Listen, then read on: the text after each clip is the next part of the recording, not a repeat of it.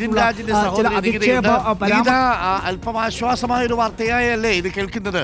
Doctor റാമിനെ ഇതുവരെയും പിടികൂടാൻ കഴിഞ്ഞിരുന്നില്ല. അതാ ഇപ്പോൾ കുടകിൽ നിന്ന് പൊക്കിയിരിക്കുന്നു, കണ്ണൂരിൽ എത്തിച്ച് ചോദ്യം ചെയ്യുകയാണ് നികിത.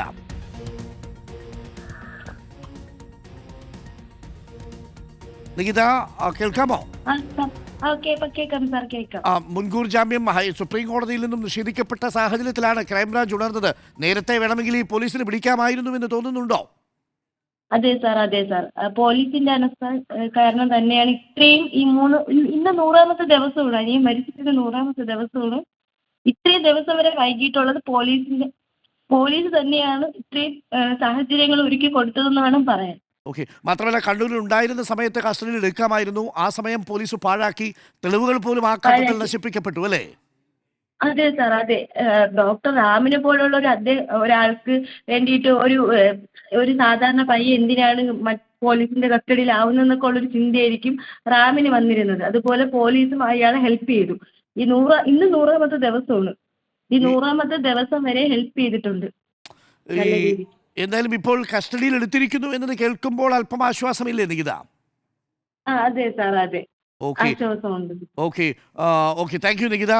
ഇതിൽ ഒരു കാര്യം കൂടി നികിത, ഈ ഡോക്ടർ റാം മാത്രമേ ഉള്ളൂ എന്ന് ഇപ്പോഴും വിശ്വസിക്കുന്നുണ്ടോ? ഇല്ല സാർ, ഇല്ല. റാം മാത്രമല്ല, ഇനി മറ്റ് അധ്യാപകരെയും കൂടെ ഞങ്ങൾ ഇനി പുറത്ത് കൊണ്ടുവരും. Okay, thank you Nikita. ഞങ്ങളും ഒപ്പം ഉണ്ടാവും. Thank you Nikita.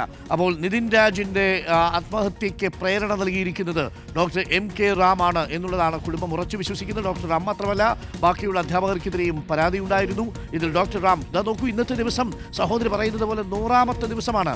ഈ കേസിൽ നിതിൻ രാജ് ആത്മഹത്യ ചെയ്ത് 100ാമത്തെ ദിവസം മാത്രമാണ് പ്രധാന പ്രതിയായ ഡോക്ടർ MK റാമിനെ വലിയ ക്രിമിനൽ ബാക്ക്ഗ്രൗണ്ടൊന്നും ഇല്ലെങ്കിൽ, ആ അർത്ഥത്തിലില്ലെങ്കിൽ പോലും അങ്ങനെ ഒളിച്ചു കഴിയാൻ എങ്ങനെ സാധിച്ചു ഈ പോലീസിന്റെ കണ്ടുവെട്ടിച്ച് എന്നുള്ളതാണ് ഏറ്റവും പ്രധാനപ്പെട്ട ചോദ്യം. ഇതാണ് കോടതിയും ചോദിച്ചത്. പോലീസിന് വേണമെന്ന് വെച്ചാൽ ഇയാളെ പിടിക്കാം, പക്ഷെ പോലീസ് എന്തുകൊണ്ട് പിടിക്കുന്നില്ല എന്നുള്ള ചോദ്യം ചോദിച്ചത് കോടതി തന്നെയാണ്. അപ്പോൾ പോലീസിന്റെ പിന്തുണ ഉണ്ടായിരുന്നോ MK റാമിനെന്ന് കുടുംബം സ്വാഭാവികമായും സംശയിക്കും.